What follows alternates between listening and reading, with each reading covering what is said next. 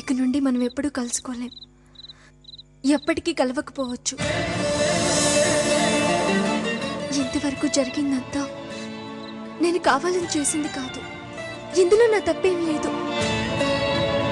కానీ ఏదో ఆకర్షణ మిమ్మల్ని నన్ను కోరుకునేలాగా చేస్తుంది.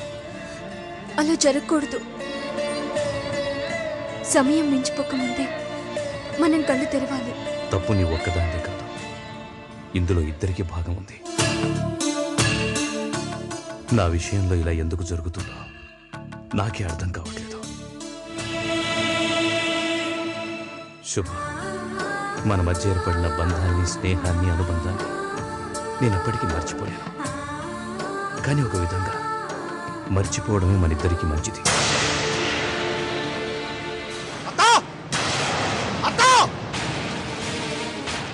రమాకాంత్ గారు రండి. శోభ ఎక్కడా? పక్కనే ఉన్న మంజు వాళ్ళ ఇంటికి వెళ్ళింది, ఇప్పుడే వచ్చేస్తుంది. మంజుతో వెళ్ళిందా? ఎక్కడికి?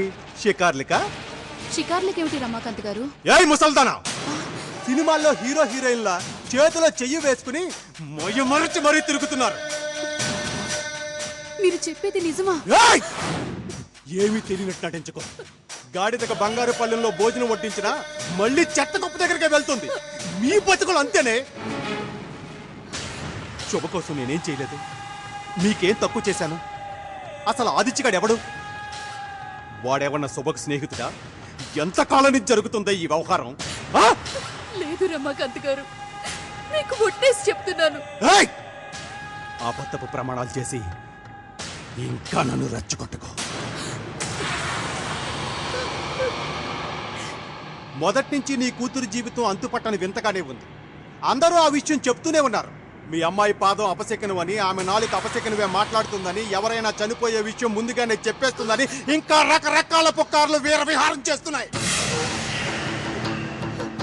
నా నెత్తి మీద పెద్ద భారం దిగిపోయింది.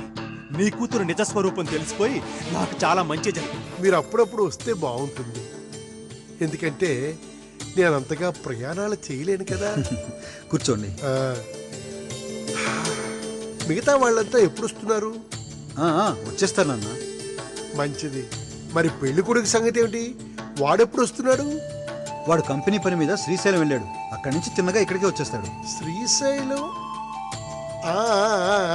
వాడు నాతో చెప్పాడు, నేనే మర్చిపోయాను. వదినా, నువ్వే కదా ఇది ఆది రూమ్ లో పెట్టింది?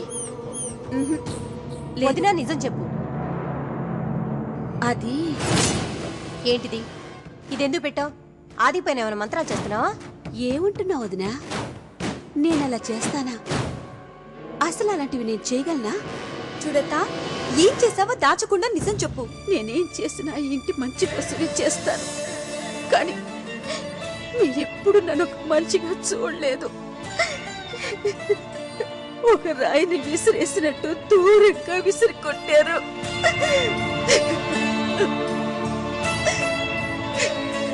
అది వింటున్నా. వినటం మాత్రమేనా? అంతకంటే ఏం చేయమంటావు? రేపు నేను బయలుదేరి తిన్నగా వరంగల్ వచ్చేస్తాను. అక్కడే కలుసుకుందాం. అది ఈజ్ ఎవ్రీథింగ్ ఓకే? యా. నాకు అలా అనిపించడం లేదు. బాగా అలసిపోయాను అంతే. సరే, అది రూమ్కి వెళ్ళి ఫ్రెష్ అయ్యి భోంచేసి హాయిగా నిద్రపో. నేను నిన్ను కలవడానికి వస్తున్నాను. నువ్వు వస్తున్నావా? ఏ రాకూడదా? కల్లోకి రాకూడదా?